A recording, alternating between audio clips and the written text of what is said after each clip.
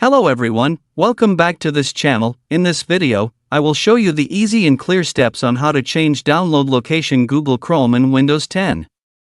So how to change download location Google Chrome in Windows 10? Make sure you keep watching this video until the end. Let's get started right away. Firstly, just go to the Google Chrome application on your computer. Well, this is on the initial display of Google Chrome. Here it is already on the initial display of the Google Chrome application. To change the download location, direct the cursor to the upper right of the screen. Here there is a three-dot icon. And tap this icon. Here a scrolling menu will appear.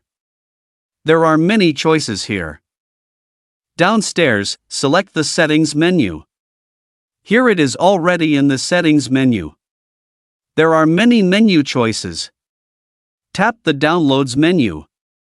Now here it is already in the Download menu. In the location here we can see it is in the Download folder. If we want to change it, tap Change. Now here it will enter the Windows folder on the computer. Select or create a location folder as the location of the file downloaded via Google Chrome. After finishing, tap Select Folder. Well, here we can see the download location has changed according to what I made earlier. So that's it, the tutorial how to change download location Google Chrome in Windows 10. Thank you for watching.